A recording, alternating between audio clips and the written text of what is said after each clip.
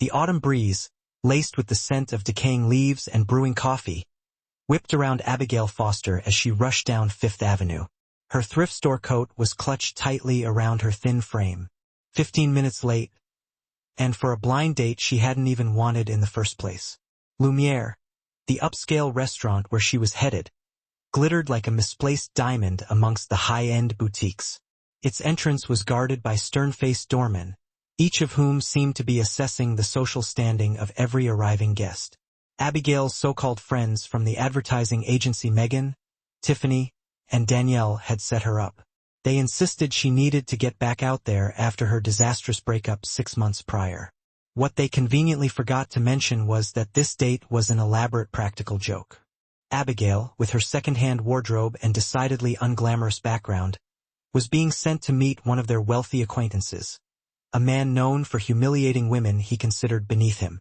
"Just be yourself," Megan had advised, a smirk barely hidden as she helped Abigail apply makeup in the office restroom. He specifically requested someone authentic. Abigail approached the restaurant entrance. The doorman's gaze flickered briefly over her worn boots before he reluctantly opened the door. The hostess, a flawlessly postured, willowy blonde, raised an eyebrow at Abigail's appearance. I'm meeting someone," Abigail stammered, her voice barely audible. "Reservation under Crawford. James Crawford." The hostess's expression shifted from skepticism to poorly concealed amusement. "Ah, yes, Mr. Crawford mentioned you'd be joining him. Right this way, please." As she followed the hostess through the restaurant, Abigail felt the weight of curious stares from diners in designer clothing. She clutched her purse, a cherished birthday gift from her grandmother, a little tighter, wondering if she could still make a dignified escape. "Your party is waiting in our private dining section," the hostess announced, leading Abigail to a secluded area separated by sheer, translucent curtains. And that's when she saw him. The man seated alone at the table for two was not James Crawford. Instead, it was Ethan Blackwell, the 35-year-old billionaire whose face graced the covers of business magazines, and whose technology company, Horizon Innovations, had revolutionized sustainable energy markets across 3 continents. Abigail froze, her heart pounding in her chest. This was far worse than she had imagined. This wasn't just some random rich guy. This was one of the most influential men in the city. "This isn't right," she whispered to the hostess. "There's been a mistake." The hostess merely smiled politely. "Mr. Blackwell specifically confirmed your reservation. Enjoy your evening." With that, she glided away, leaving Abigail stranded at the edge of the private dining area. Ethan Blackwell looked up from his phone and spotted her. His expression was unreadable, but his eyes, a startling shade of blue, assessed her with unmistakable intelligence. "You're not James Crawford," Abigail blurted out before she could stop herself. A small smile played at the corner of his mouth. "And you're not Patricia Wilson, the investment banker I was supposed to meet." He stood, his tall frame impeccably dressed in what was undoubtedly a custom-tailored suit. "I'm Ethan Blackwell." "I know who you are," Abigail said, feeling a flush creep up her neck. "I'm Abigail Foster. There's been a mix-up. I should go." "Please sit down," Ethan said, his voice carrying a quiet authority that made the suggestion feel more like a command. "I suspect we've both been victims of someone's idea of entertainment tonight." Reluctantly, Abigail took the seat a waiter had pulled out for her. "What do you mean?" Ethan's eyes narrowed slightly. "My cousin James has a peculiar sense of humor. He likes to play matchmaker in the most inconvenient ways. Judging by your expression when you saw me, I'm guessing you were expecting someone else as well." Abigail swallowed hard, suddenly understanding the full extent of the prank. Her friends hadn't just set her up with a cruel, wealthy date. They'd invented the date entirely, probably expecting her to be humiliated when no one showed up. Instead, by some cosmic coincidence, another victim of a practical joke had been seated at the same table. "My colleagues thought it would be funny to send me on a blind date that didn't exist," she admitted, surprised by her own honesty. They don't think someone like me belongs in places like this." Something flickered in Ethan's eyes. Anger, perhaps, though it wasn't directed at her. Someone like you? Abigail gestured vaguely at herself. A girl from a small town in Ohio who buys her clothes secondhand and works as an assistant to pay the bills while trying to launch a design career. Ethan studied her for a long moment. Well, Abigail Foster from Ohio, since we're both here and have apparently been stood up by fictitious dates, would you care to join me for dinner? I promise my company is at least marginally better than eating alone. Before she could answer, a waiter appeared with champagne. Compliments of Mr. Crawford, he announced, pouring 2 glasses. Ethan raised an eyebrow. My cousin's way of apologizing, I suppose. He raised his glass. To unexpected meetings. Abigail hesitated before raising her glass. To cosmic coincidences. What followed was the most surprising evening of Abigail's life. Contrary to his public persona as a ruthless businessman, Ethan Blackwell was attentive, intelligent, and unexpectedly funny. He actually listened, as she described her dreams of becoming an environmental graphic designer, combining art with functionality to create spaces that told stories. That's why I took the job at Patterson and Morris, she explained over their main course. They handle some of the biggest environmental design accounts in the city. I thought I could work my way up from assistant to the creative team. But they haven't recognized your talent, Ethan surmised, watching her closely. Abigail shrugged. They haven't had the opportunity to see it. Megan, my boss, keeps me running for coffee and organizing meetings. Show me, Ethan said suddenly. What? Show me your work. I assume you have a portfolio. Hesitantly, Abigail pulled out her tablet from her bag. It was an older model with a cracked corner, but it contained her complete digital portfolio. She handed it to Ethan, suddenly nervous as this billionaire technology innovator swiped through her designs. His face remained impassive as he examined each project. Conceptual redesigns for public spaces, a series of connected visual narratives for a hospital children's wing, an immersive historical exhibition for a small museum. After what felt like an eternity, he looked up. These are exceptional, Abigail. You have a rare talent for creating spaces that evoke genuine emotional responses. Warmth spread through her chest at his words. Thank you. As they shared dessert, a decadent chocolate creation that probably cost more than Abigail's weekly grocery budget, Ethan asked about her family, her childhood in Ohio, her struggling artist roommate. In turn, he shared stories about growing up with the weight of family expectations, about the early failures that preceded his success, about the brother he'd lost to cancer 5 years ago. By the time coffee arrived, Abigail had forgotten about the prank that had brought her there. She'd forgotten that she was sitting across from one of the wealthiest men in the city. She was simply enjoying the company of someone who seemed genuinely interested in her as a person. When the check came, Ethan didn't even glance at it before handing over his card. My cousin's prank, my treat, he insisted. Outside the restaurant, the autumn night had turned chilly. Abigail pulled her coat tighter as they stood on the sidewalk. Thank you for rescuing what could have been a humiliating evening, she said sincerely. I think we rescued each other, Ethan replied. His driver pulled up in a sleek black car. Can I offer you a ride home? Abigail hesitated, aware that her apartment was in a decidedly unglamorous part of town. That's kind, but... Or perhaps a walk, Ethan suggested instead, seeming to sense her discomfort. Central Park is beautiful this time of evening. That's how Abigail found herself strolling through Central Park with Ethan Blackwell, discussing everything from art to technology to their shared love of classic films. As they reached the fountain, Ethan's phone buzzed. He glanced at it and frowned. Business never sleeps? Abigail asked. Something like that, he replied vaguely, returning the phone to his pocket. Abigail, I've enjoyed this evening far more than I expected to. Me too, she admitted. I'd like to see you again properly this time, not because of someone's misguided prank. Before Abigail could respond, a sudden commotion erupted nearby. A group of paparazzi materialized, cameras flashing as they rushed toward them. Mr. Blackwell, is this your new girlfriend? One shouted. Ethan, over here. Who's the mystery woman? Called another. Ethan's face hardened as he moved protectively closer to Abigail. "My car is just outside the park. We should go." As they hurried away from the photographers, Abigail's mind reeled. How had they found them? And then it hit her. This was all part of the prank. Her friends had tipped off the paparazzi, ensuring maximum humiliation when her supposed date didn't show, and she was caught alone at a fancy restaurant. Except now she was with Ethan Blackwell, and tomorrow her face would be splashed across gossip sites alongside one of the city's most eligible bachelors.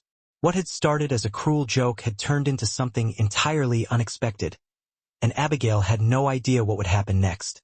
The photographs hit the internet before midnight.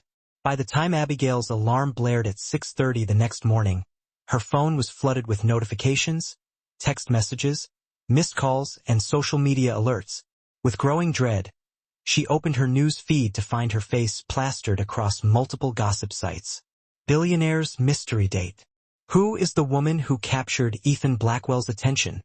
Abigail sat on the edge of her bed, her hands trembling slightly as she scrolled through the articles.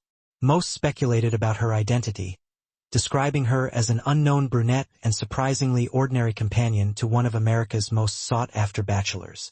The comments beneath the articles were even worse, readers questioning what someone like Ethan Blackwell could possibly see in someone like her. "Holy crap, Abs, you're famous." Her roommate, Valerie, burst into the room without knocking, her red hair wild from sleep and her eyes wide with excitement. She thrust her phone into Abigail's face. "Is this for real? You actually went on a date with Ethan Blackwell?" "It wasn't a date," Abigail said automatically, then hesitated. "Well, it wasn't supposed to be. It's complicated." She explained the prank, the mix-up, and the unlikely evening that had followed. With each detail, Valerie's expression shifted from excitement to outrage to delight. "This is literally like a movie," Valerie declared when Abigail finished. "The mean girls set you up to fail, but instead you end up dining with Prince Charming, except he's a tech billionaire instead of royalty." Abigail groaned. "And now it's everywhere. Megan and the others are going to have a field day with this." "Screw them," Valerie said fiercely. "They tried to humiliate you and it backfired spectacularly. Own it." Easier said than done, Abigail thought as she dressed for work, deliberately choosing her most professional outfit. A navy pencil skirt and cream blouse she'd scored at a consignment shop. She would need all the confidence she could muster to face her coworkers that day. Her phone buzzed with a text from an unknown number. "Abigail, I apologize for the media circus. This is exactly what I was trying to avoid last night. Can we talk, Ethan?" Abigail stared at the message, her heart racing. How had he gotten her number? Before she could decide how to respond, another text came through. "In case you're wondering, my cousin James apparently had your contact information. Again, I apologize for the invasion of privacy." She typed back, "Not your fault. I'm more concerned about facing my coworkers today. The prank backfired in ways they couldn't have imagined." His response was immediate. "Would you like me to send a car for you after work? We should discuss how to handle this situation." The idea of being picked up in a luxury car outside Patterson and Morris was both terrifying and temptingly vindicating. "I'll let you know," she replied, leaving her options open. The moment Abigail stepped off the elevator at work, she knew the photographs had made the rounds. Conversations halted abruptly as she walked through the open office space, eyes tracking her movement and whispers following in her wake. She kept her chin up, walking directly to her desk without making eye contact with anyone. She had just turned on her computer when Megan appeared, Tiffany and Danielle flanking her like designer-clad sentinels. "So," Megan said, her voice dripping with false sweetness. "How was your evening?" Abigail met her gaze steadily. "Surprisingly lovely. Thank you for asking." Megan's smile faltered slightly. "You do realize it wasn't actually James Crawford you were having dinner with, right? That was Ethan Blackwell." "I'm aware of who I had dinner with," Abigail replied coolly. Tiffany leaned in. "How did you even end up at his table? We never thought you'd actually go through with it." The admission of their intention to humiliate her stung, even though Abigail had already figured out their plan. It seems the universe has a sense of humor. Mr. Blackwell was also stood up by his date, a prank orchestrated by his cousin, who coincidentally shares the name you gave me. And he just let you sit with him? Danielle asked incredulously. Ethan Blackwell, who once made a supermodel cry at the Met Gala? Abigail frowned. He's not at all like the tabloids portray him. He's actually quite thoughtful and interesting. Megan laughed, the sound sharp and dismissive. Oh, honey, he was being nice to you because he felt sorry for you. Men like Ethan Blackwell don't seriously date girls who shop at thrift stores.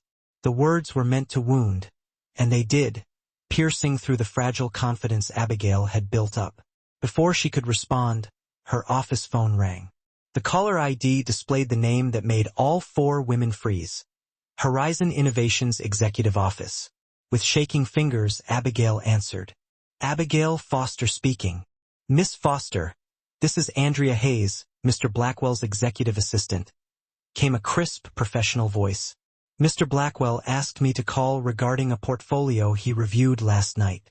He's interested in discussing a potential project with you. Would you be available for a meeting this afternoon at our offices?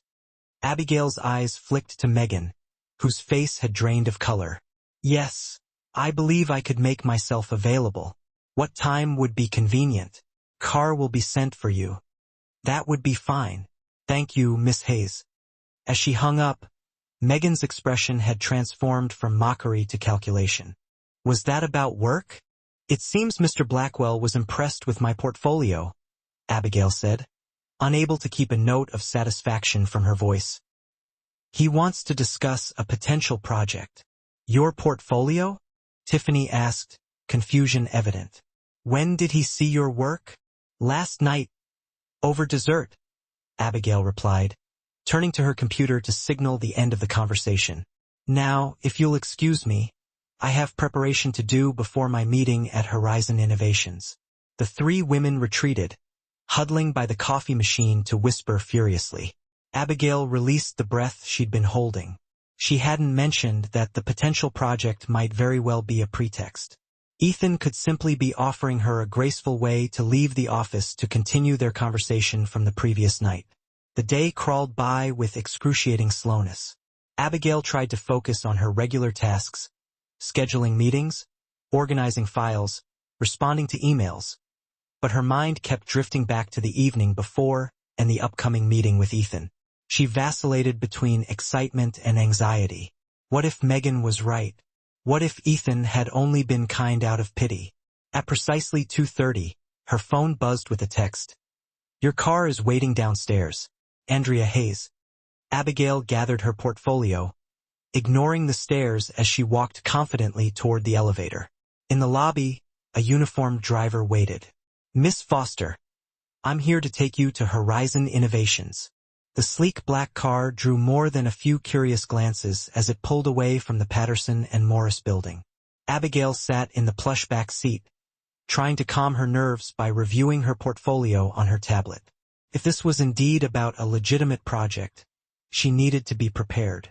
Horizon Innovations occupied the top 10 floors of a gleaming skyscraper in the heart of the financial district. The lobby was a stunning showcase of sustainable design, living walls of greenery, furniture crafted from reclaimed materials, and floors made from recycled glass that sparkled like diamonds under the natural light streaming through massive windows. Miss Foster, a tall woman with an elegant silver bob, approached as soon as Abigail entered. I'm Andrea Hayes. Welcome to Horizon. She led Abigail to a private elevator that ascended directly to the executive floor. Mr. Blackwell is finishing up a conference call. He asked that I show you to the project room first. He thought you might be interested in seeing it. The project room turned out to be an entire floor dedicated to design visualization. One section featured architectural models, another displayed interactive digital prototypes, and a third showcased materials libraries with thousands of sustainable building components. This is incredible, Abigail breathed, her designer's soul immediately captivated by the creative playground before her. Horizon values innovation in all forms, Andrea explained. Mr. Blackwell believes that good design is as crucial to our mission as technological advancement. Abigail moved from display to display, asking questions that Andrea answered with evident expertise. She was examining a 3D printed model of a Horizon solar installation when a familiar voice spoke behind her. "What do you think? Could you work in a space like this?" She turned to find Ethan Blackwell watching her, his expression both thoughtful and cautious. Gone was the formal suit from the night before. Today he wore dark jeans and a simple charcoal sweater that somehow looked more expensive than any designer outfit Megan had ever flaunted. "It's extraordinary," Abigail admitted. "Like a designer's dream laboratory." Andrea discreetly withdrew, leaving them alone among the displays. "I want to apologize again for the media attention," Ethan said, his voice low. "My PR team is working to minimize it." "It's okay," Abigail interrupted. "Actually, in a strange way, it helped. The women who set me up were forced to admit their prank when they saw the photos." Ethan's expression darkened. "They sound like delightful colleagues." "They're not all bad," Abigail found herself saying, though she wasn't sure why she was defending them. "Just insecure and privileged. They've never had to work for anything." "Unlike you," Ethan observed. "Your portfolio shows remarkable talent developed through genuine effort and vision. That's rare, Abigail." Heat bloomed in her cheeks at the compliment. "Thank you, but I have to ask, is there actually a project you wanted to discuss? Or was that just a pretext to talk about last night?" Ethan's mouth quirked up in a half-smile. "Both, actually. I'd like to show you something if you have time." He led her to another section of the floor where a large table displayed architectural plans and concept boards for what appeared to be a community center. "This is our next major philanthropic project," Ethan explained. "A combined educational space, technology incubator, and arts center for underserved communities. We've been struggling with the environmental graphics, how to make the space feel welcoming while still inspiring innovation." Abigail bent over the plans. Her designer's mind immediately engaged with the challenge. "The current concept feels too corporate, too sterile," she observed. "You need narrative elements that connect with the community's identity and aspirations." "Exactly what I've been saying," Ethan agreed. "I'd like you to consider taking on this project as a consultant. After seeing your hospital children's wing concept, I know you understand how to create spaces that tell stories and evoke emotional connections." Abigail looked up at him in shock. "You're offering me a job?" "I'm offering you an opportunity," Ethan corrected gently, "based solely on your talent, regardless of last night's unexpected dinner." The sincerity in his eyes made her breath catch. This wasn't pity or a ploy. He genuinely valued her work. "I'd need to see more details before I could commit," she said cautiously. Ethan nodded. "Of course. Andrea has prepared a complete brief for you." He hesitated, then added, "And perhaps we could discuss it over dinner. Somewhere with fewer photographers this time." 3 weeks later, Abigail stood in Ethan's private office at Horizon Innovations, presenting her completed proposal for the community center project. The glass walls afforded a breathtaking view of the city skyline, but neither Abigail nor the small group of executives gathered were paying attention to the vista. All eyes were fixed on the immersive digital walkthrough she had created, which transformed the sterile architectural plans into a vibrant, storytelling space. "The entry hall features an interactive timeline that visitors can contribute to," Abigail explained, her voice steady with a confidence that surprised even her.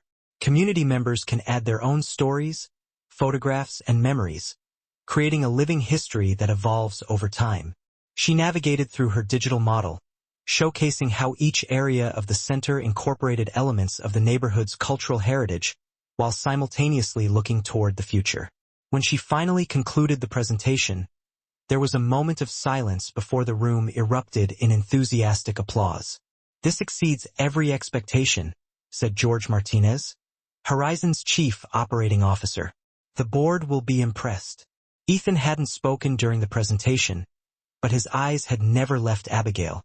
Now, as the other executives filed out with congratulatory nods, he approached her. "You've transformed the entire concept," he said quietly. "This isn't just environmental graphics. You've reimagined how the space functions on a fundamental level." Abigail smiled, relief washing over her.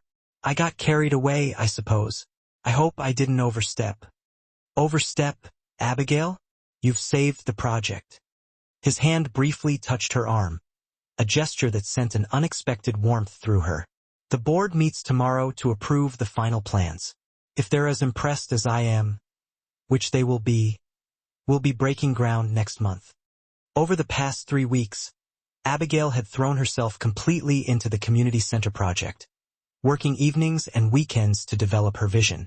Patterson and Morris had grudgingly granted her a leave of absence after Horizon Innovations had formally requested her consulting services, a request that came with a fee substantial enough to make even Megan's eyes widen in surprise. During this time, Abigail had seen Ethan almost daily, their professional interactions gradually giving way to more personal conversations.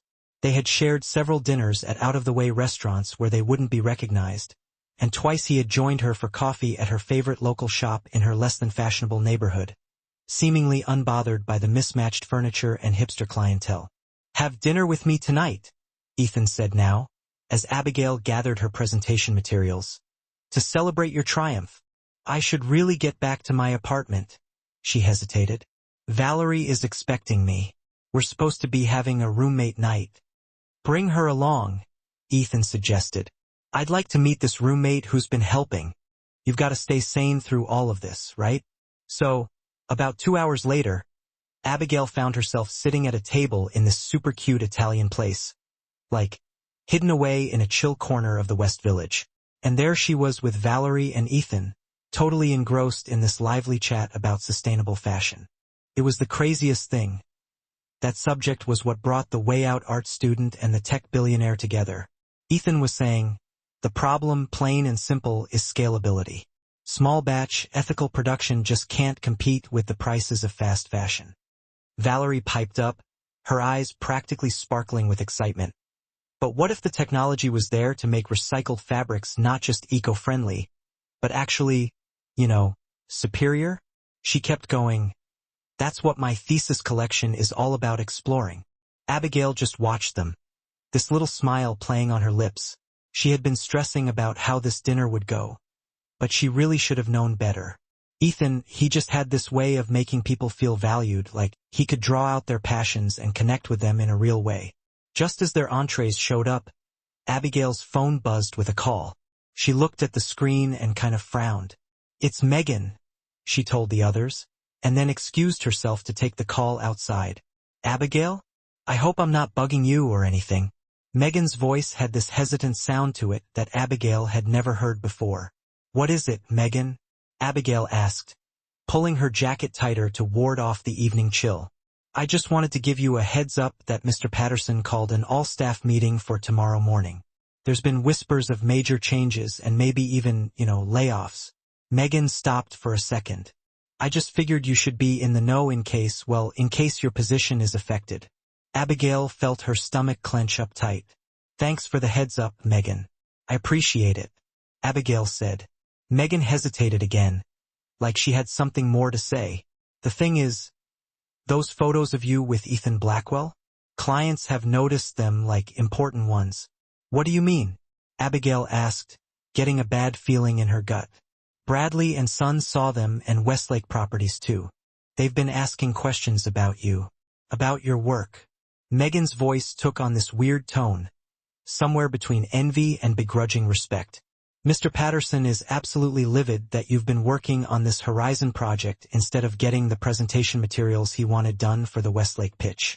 I'm on approved leave," Abigail pointed out. "And those presentation materials were assigned to the creative team, not to me. Well, he's reassigned them to you now. He expects them to be finished by the meeting tomorrow.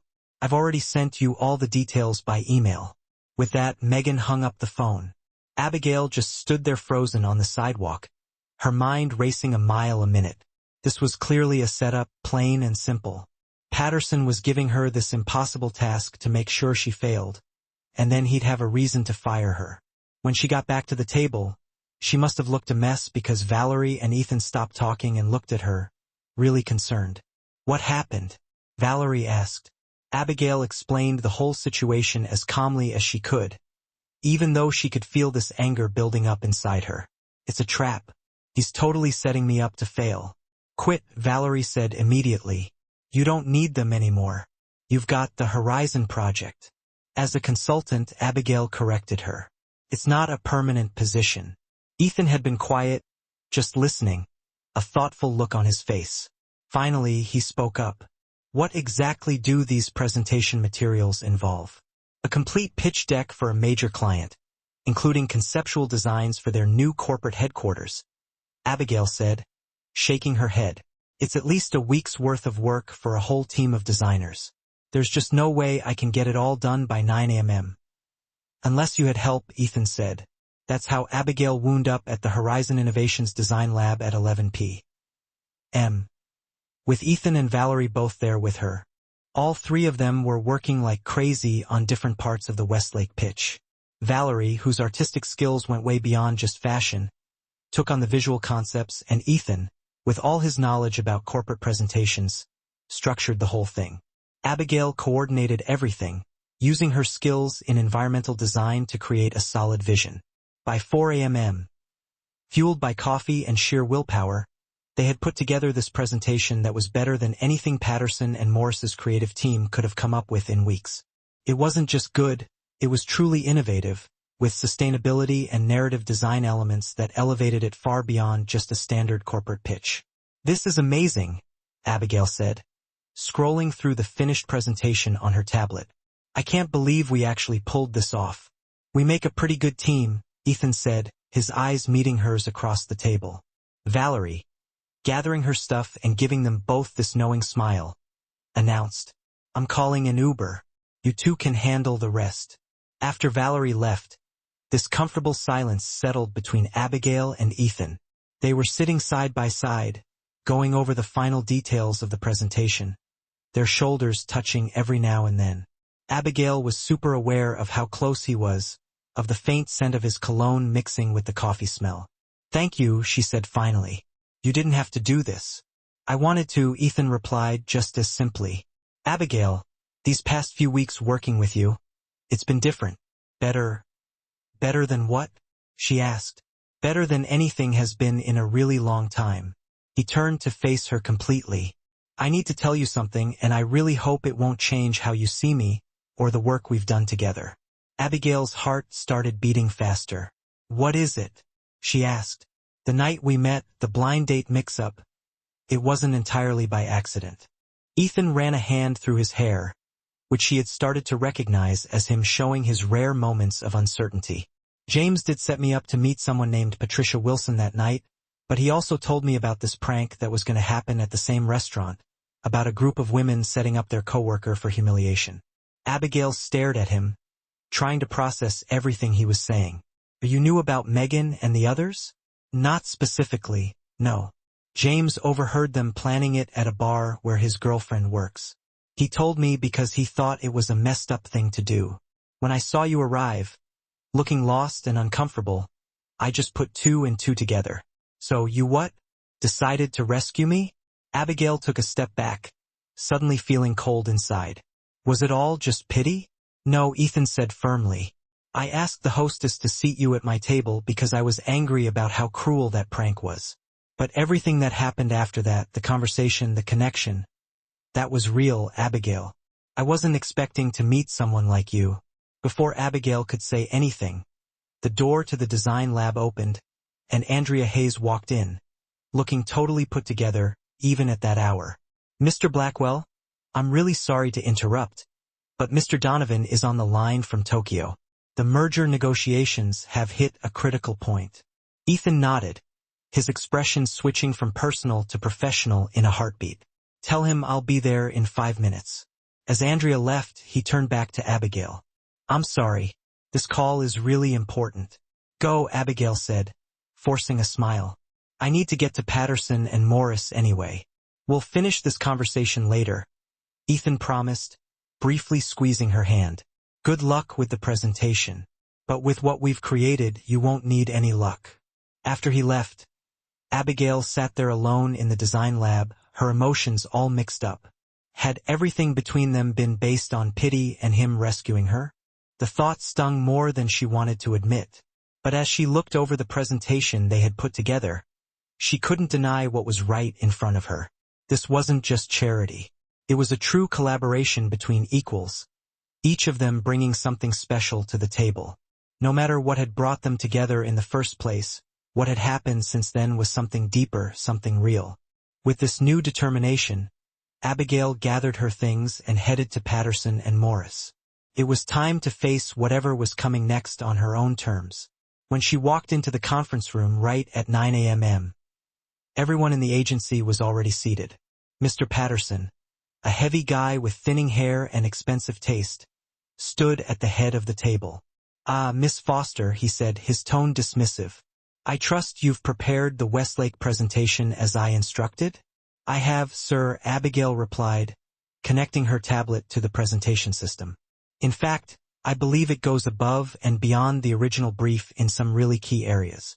As the first slide came up on the screen, you could hear a collective gasp go through the room. What followed was the most confident presentation of Abigail's career, the kind that would change everything. "Absolutely remarkable." Theodore Westlake himself got up from his seat at the end of Abigail's presentation, his weathered face actually breaking into a rare smile. "In all my 30 years of developing commercial properties, I've never seen a proposal that captures our vision so perfectly while pushing it to the next level." Mr. Patterson looked completely stunned, his mouth opening and closing, but no words coming out. Next to him, Megan, Tiffany, and Danielle were exchanging these bewildered looks. "Ms. Foster," Mr. Westlake continued, "you've managed to integrate sustainable design elements in a way that enhances, rather than compromises, the luxury aesthetic we're known for. That's exactly the balance we've been looking for." Abigail hadn't expected the client to be there. When she walked in and saw Theodore Westlake, one of the most influential property developers on the East Coast, sitting at the conference table, she almost lost it. But the confidence she gained from working with Ethan Blackwell for the past 3 weeks had calmed her, letting her give the presentation with poise and conviction. "Thank you, Mr. Westlake," she replied.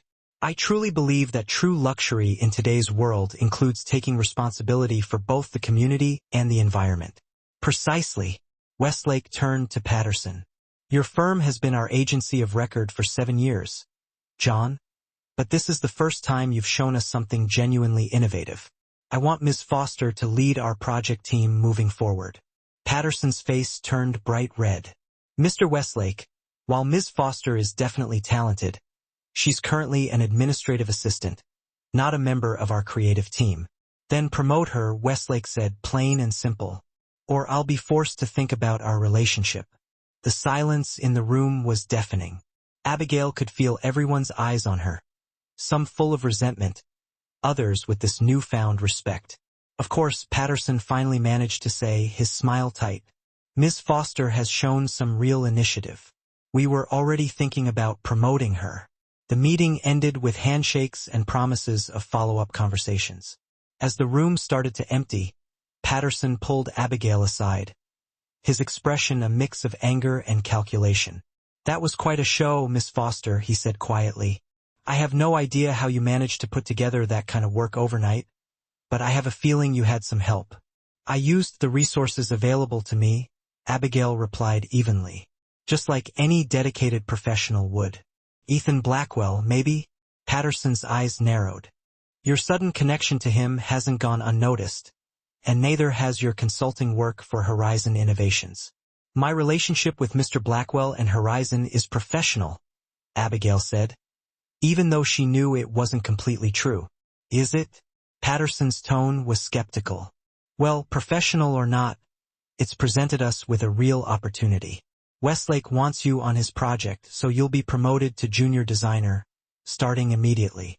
"Thank you, Mr. Patterson," Abigail said, genuinely surprised by this turn of events. "Don't thank me yet," he cautioned her. "Your main job will be the Westlake account, but I also expect you to use your connection with Blackwell to bring Horizon Innovations business to Patterson and Morris." The request hit Abigail like a punch in the gut. "Or you want me to use my professional relationship with Ethan Blackwell to get business?"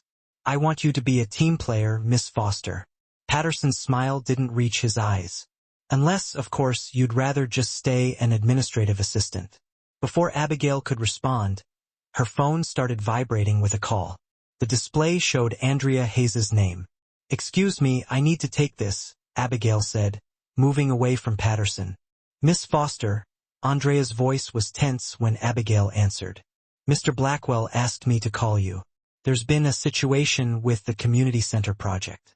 "What kind of situation?" Abigail asked, worried. "Information about your design concept has been leaked to a competitor. They're claiming they developed similar ideas before you." "That's impossible," Abigail gasped. "My work is completely original." "Mr. Blackwell knows that," Andrea assured her. "But the board meeting has been postponed while we sort this out. He needs to see you right away." "I'll be there," Abigail promised, ending the call and turning back to Patterson. "I have to go. There's an emergency with the Horizon project." Patterson's expression darkened. "Remember what I said, Miss Foster. Your future here depends on your ability to be a team player." The threat hung in the air as Abigail grabbed her things and rushed out. In the elevator, a horrible thought started to form in her mind. The timing of this leak, right after her big win with Westlake, felt way too convenient to be a coincidence. When she arrived at Horizon Innovations, security took her straight to a conference room where Ethan was in a really intense discussion with some executives. He looked up when she came in, and you could see the relief on his face. "Abigail, thank you for coming so quickly." He dismissed the others and closed the door. "How did your presentation go?" "Surprisingly well," she said, distracted by how urgent things were. "Ethan, what happened with the community center designs?" He pointed to a tablet on the conference table, which had side-by-side comparisons of her designs and similar concepts attributed to a design firm called Cray Vision Partners. "These were submitted to the City Planning Committee this morning," Ethan explained. "They're claiming they were developing these ideas 2 weeks before you." Abigail looked at the images, her initial shock turning into controlled anger. "These are my concepts, but they've changed them just enough to claim they're original. The narrative elements, the interactive parts, they've copied everything, but changed the way they look." "That's what our legal team is saying too," Ethan agreed. "The big question is, how did they get access to your work?" Abigail's suspicion turned into certainty. It was Patterson and Morris or someone there. She explained her conversation with Mr. Patterson and his demand that she use her connection with Ethan to bring business to the agency. Ethan's expression turned hard. "That explains it. Patterson must have gotten into your files while you were on leave. But why would they do this? Stealing my work only hurts their chances of getting Horizon's business. Unless they never thought the theft would be traced back to them," Ethan said thoughtfully. "Creation Partners is a subsidiary of Westlake Properties." "What?" Abigail gasped. "But Westlake was just praising my work this morning." "Of course he was. He already had your concepts." Ethan started pacing, his mind clearly working through everything. "It's actually pretty smart. Patterson steals your community center designs and gives them to Westlake, who presents them through a subsidiary that most people don't know he owns. Meanwhile, Patterson keeps you busy with the headquarters project. So, even if the community center designs were questioned, it would look like you were the one who copied from Cray Vision since their submission is dated earlier." "Exactly." Abigail sank into a chair, feeling betrayed. "What do we do now?" Ethan sat down next to her, his expression softening. "We fight back. But first I need to know something." He hesitated, then asked, "After what I told you this morning about knowing about the prank before we met, do you trust me, Abigail?" The question caught her off guard. She had been so caught up in everything that had happened that day that she hadn't really processed their earlier conversation. Did she trust him? Despite the initial deception, everything since then had been genuine. He had supported her work, valued her talent, and now he was standing there with her against this corporate sabotage. "Yes," she said simply. "I trust you, Ethan." Relief washed over his face. "Then let's end this. I have an idea." The next morning, the board of directors for Horizon Innovations gathered in the main conference room. Ethan had asked Abigail to be there, but she stood nervously at the back of the room as the meeting started. "Ladies and gentlemen," Ethan began, "before we get to the agenda, I need to bring something very important to your attention." As you know, our community center project has hit a snag because of questions about the originality of the design.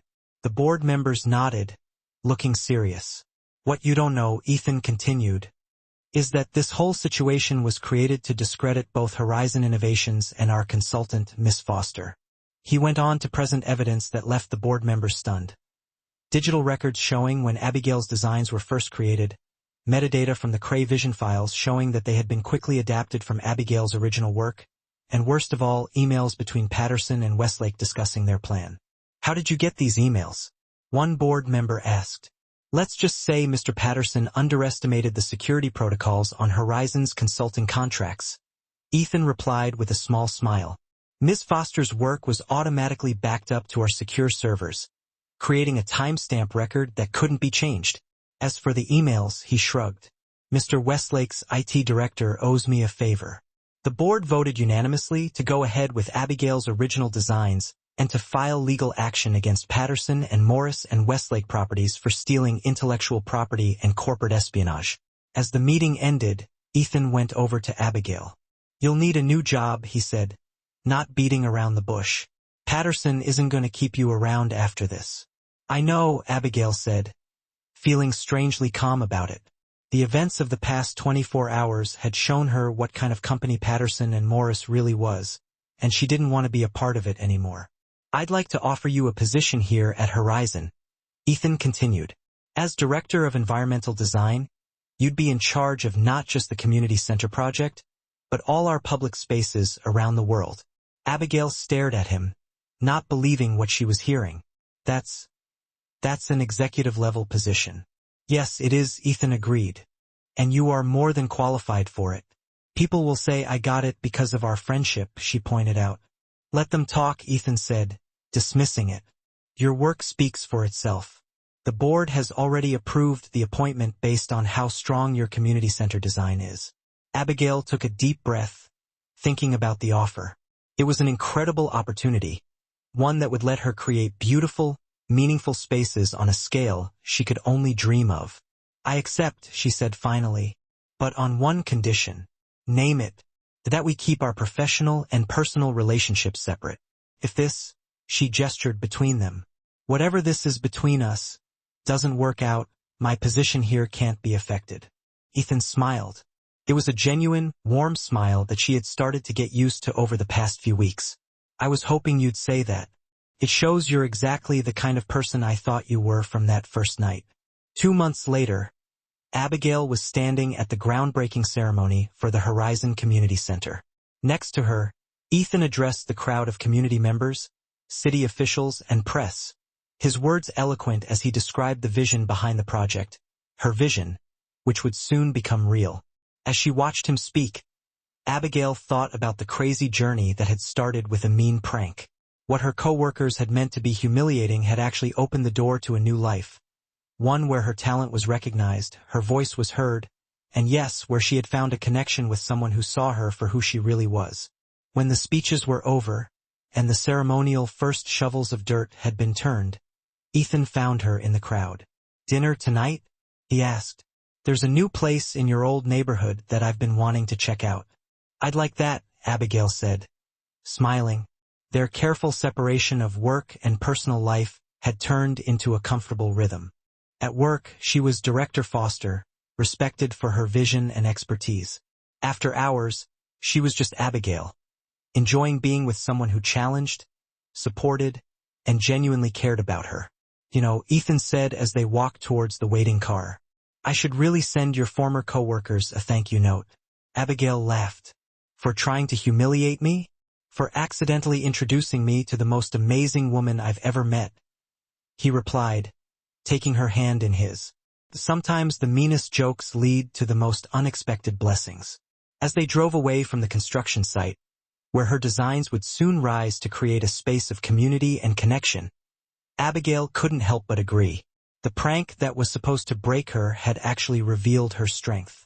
And in that moment of vulnerability, she had found not just professional success, but a chance at something even more precious. A relationship built on mutual respect, shared dreams, and the kind of love that starts with truly seeing someone for who they really are.